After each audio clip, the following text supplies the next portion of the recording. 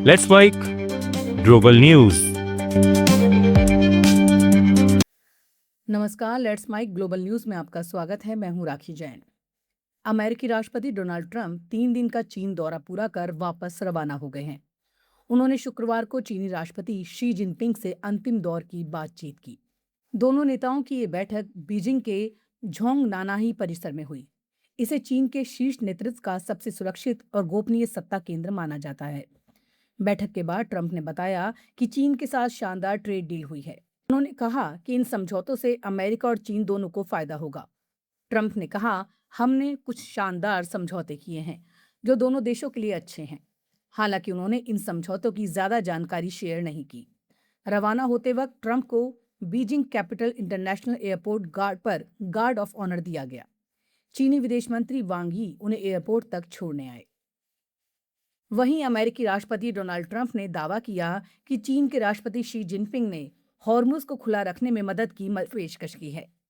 Fox news को दिए गए इंटरव्यू में ट्रंप ने कहा, शी जिनपिंग चाहते हैं कि अमेरिका और ईरान के बीच कोई समझौता हो जाए।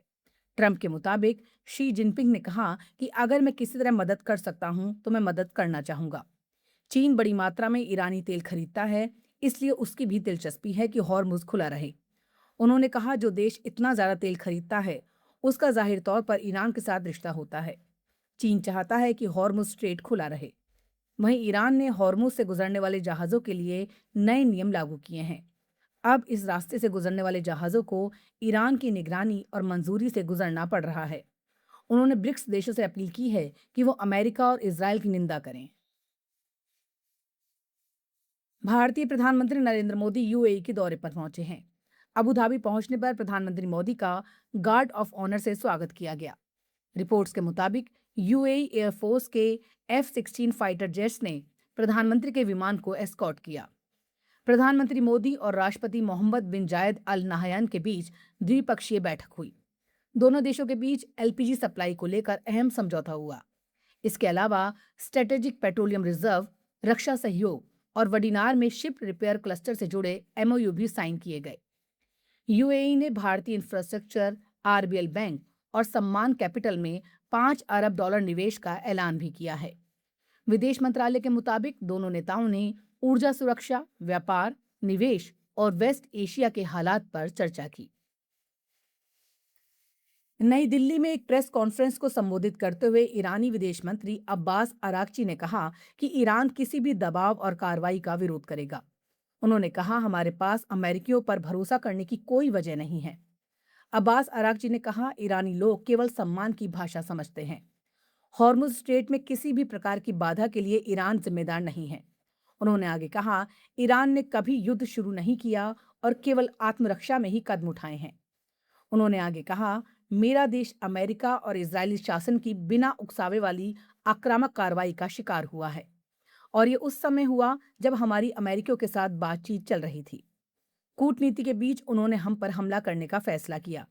हम उन सभी देशों की सराहना करते हैं जिन्होंने इस हमले की निंदा की। हम भारत सरकार और भारत की जनता की सराहना करते हैं कि उन्होंने ईरानी लोगों के प्रति एकजुटता और सहानुभूति व्यक्त की। हम भारतीय सरकार द्वारा एकजुटता के प्रतीक के तौर पर दी गई मानवीय सहायता की भी सराहना करते हैं। अंतर्राष्ट्रीय मुद्रा कोष यानी आईएमएफ का कहना है कि पाकिस्तान के आर्थिक विकास को मजबूत आर्थिक उपायों से मदद मिली है, लेकिन मध्य पूर्व में युद्ध ने पाकिस्तान के लिए आर्थिक अस्थिरता पैदा कर दी है। आईएमएफ ने पाकिस्तान पर एक समीक्षा रिपोर्ट जारी की है, जिसमें कहा गया है कि वित्तीय वर्ष 2026 के पहले 6 महीनों के दौरान पाकिस्तान की आर्थिक विकास दर और विदेशी मुद्रा भंडार में वृद्धि हुई है। महंगाई नियंत्रण में रही है और चालू खाता कुल मिलाकर संतुलित रहा है।